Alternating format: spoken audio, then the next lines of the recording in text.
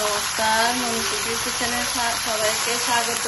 সবাই কেমন আছেন? আশা করছি ভালো আছেন। তো আজকে আপনাদেরকে আমি রান্না করে দেখাচ্ছি ব্রোকলি দিয়ে, কাঁচকলা দিয়ে একটা সবজি, মিষ্টি কুমড়া, তারপরে এখানে ফল, চিংড়ি শুটকি দিয়ে একটা সবজি রান্না করছি। দেখেন, বড় বড় চিংড়ি শুটকি।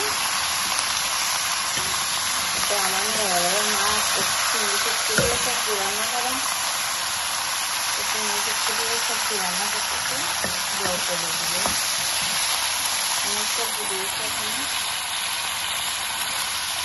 তো আপনারা আমার পুরো ভিডিওটা দেখতে থাকুন। এখানে পেঁয়াজ কলি কেটে রেখেছি, আলু দিয়ে পেঁয়াজ কলি ভাজি করব। তা আমি সবজিটা এখন পেঁয়াজ দিয়ে, তেল দিয়ে, একটু করে লবণ দিয়েছি, ভেজে নিচ্ছি।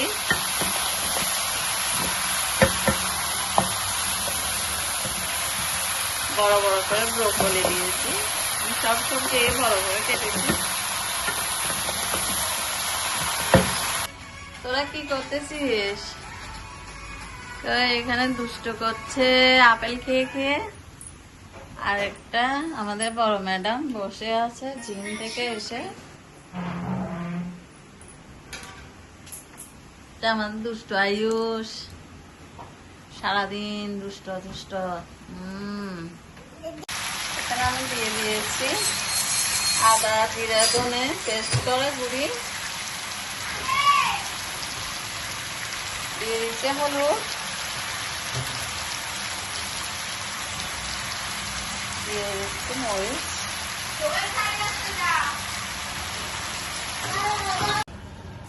পানি দিয়ে দিচ্ছে।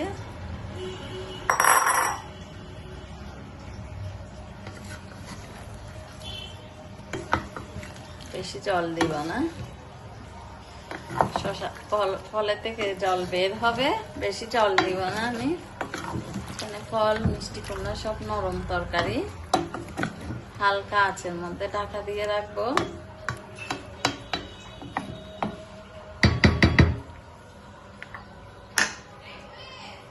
আমি তরকারিতে দিয়ে দিয়েছি ধনে পাতা, কাঁচামরিচ, টমেটো,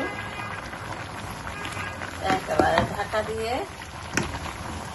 হালকা আঁচের মধ্যে রাখবো 10-15 মিনিট,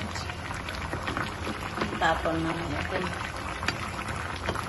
চিংড়ি শুটকির তরকারিটা টক টক করে ফুটছে, দেখেন কি সুন্দর কালার হয়েছে। আপনারা এবার রান্না করে খেয়ে দেখবেন। এখন সামনে গরমকাল আসছে, এটা হচ্ছে গরমকালের জন্য পারফেক্ট একটা তরকারি। কম মরিচ, কম মশলা দিয়ে পাতলা চিংড়ি শুটকির তরকারি, শসা দিয়ে, মিষ্টি কুমড়া দিয়ে, ব্রোকলি দিয়ে রান্না করেছি।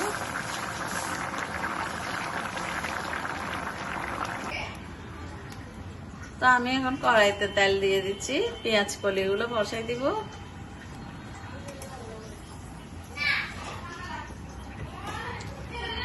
এখন আমি পেঁয়াজ কলিগুলো দিয়ে দিচ্ছি, তেলটা গরম হয়ে গেছে।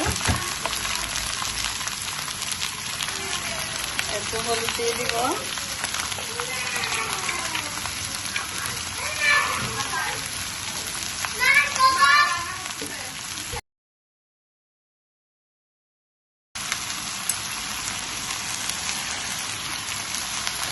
আমার পেঁয়াজ কলিটা আমি নেড়ে দিচ্ছি, নেড়ে ছেড়ে ঢাকা দিয়ে চলে যাব।